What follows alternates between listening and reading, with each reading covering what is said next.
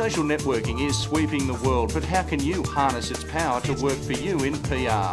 We caught up with Cleartexts Managing Director David Baines, who has developed a new product to manage, monitor and communicate more effectively in the social environment.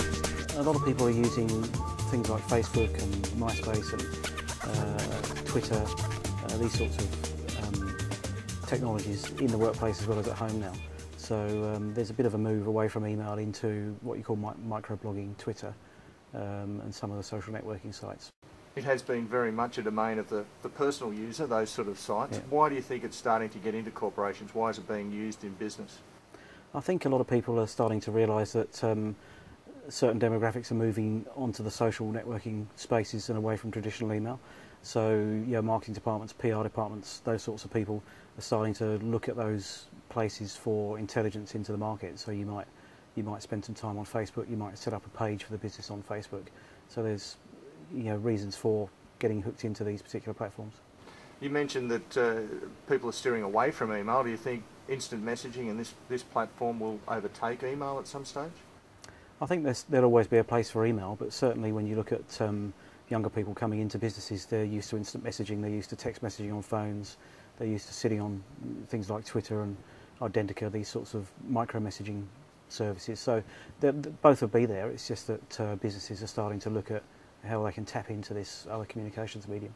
So am I right in saying at the moment, if you wanted to keep track of that activity on those sort of social networking sites, you would have to have an account on all of them and surf all of them through their public areas to find out information and to see whether you were being talked about?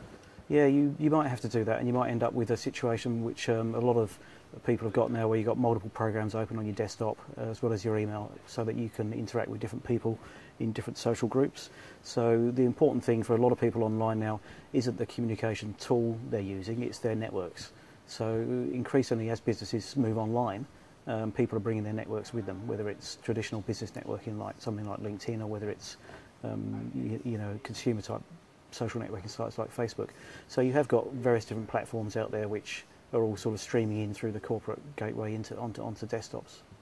So to be able to control that, you've come up with a program that allows you to have all those social networking sites open and to be able to look at them under one platform. What are the benefits to that, and explain what it actually does and how it works? Yeah, well, but the benefit is that, or we think the benefit is that if you can aggregate all those different streams of information coming in and apply some sort of search and archiving and some sort of triggers on the data as it's coming in much the same way as people set rules up on their email to put things in folders, then maybe that's a real value proposition to something like a PR part of a company or a news agency, so that they can actually see these, control these feeds that are coming into their business. What we're hoping to do is bring that a bit further and start to aggregate the conversations that are online in these various different social spaces. So if people see a release and start reading it, they're quite likely to jump on Twitter and say, hey, just seen this cool new product, and send the link. So it'll enable you to track that sort of response in the real-time sort of social networking world, rather than waiting for Google results to come through search pages. So it just gives you a closer tie to the time the information comes out. So you can respond. You can reply to those people directly. They may be sales leads, or you can address a concern that someone has online immediately and get them to retweet a correction or to provide more information about the issues they have. A lot of these new social networking sites spring up quite quickly, and it's quite difficult to keep abreast of where people are talking about your products and services.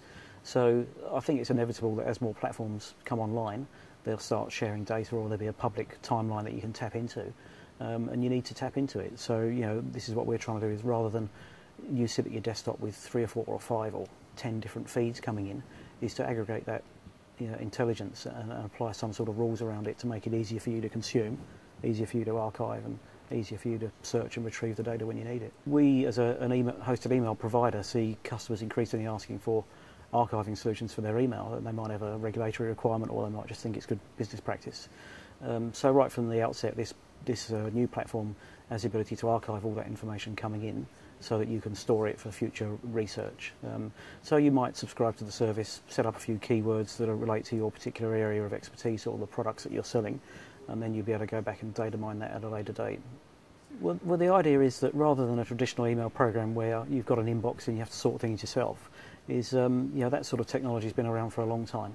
There are very powerful database type technologies that you can run in the cloud as an internet-based service, or you can run on your desktop.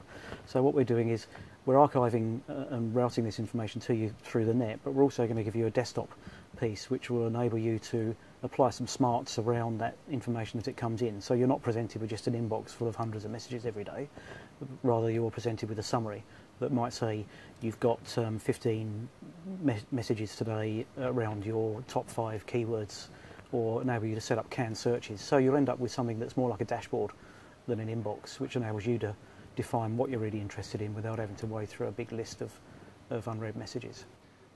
Do you think people realise how powerful social networking and the instant messaging phenomena that we're going through at the moment really is in terms of driving brands and marketing and public relations? I think a lot of people are that sort of live and breathe this, but I think there are a lot of industries out there where they don't really understand it, and email might be the limit at the moment. But certainly if you're in the consumer space, in technology, talking about some of the brands that are popular out there at the moment, there's a lot of traffic on social networking websites, on microblogging sites, on microblogging services like Identica and Twitter, that you're going to need to tap into, because if you look at the average size of a tweet on Twitter over the last year, it's probably doubled or tripled. So people used to tweet and say off to lunch, or do you want to go for a beer, or I've just bought an iPhone. Now if you look at the timeline, people are talking about new products they've found, or new systems which they like or don't like, and providing links to them. So a lot of people are using those sorts of mechanisms now rather than sending emails. Can you pull out the crystal ball and tell us what we'll be doing on our desktop in 5 years' time? If I could, that would be good. But no, I think that more social networks will pop up. I think that people will start to consume this data in a standard format. So one of the formats we're working on is a recently ratified standard on the net for instant messaging. So we're going to keep building services and systems around that so that we can consume the data on your behalf. So if it goes the way that it's been going over the last few years, then I think in a couple of years' time we can look back and hopefully say that we had something that was of real value now, and perhaps in a couple of years' time will be even more valuable because it's pulling in many more feeds and enabling you to control that data rather than just have lots of apps open on your desktop.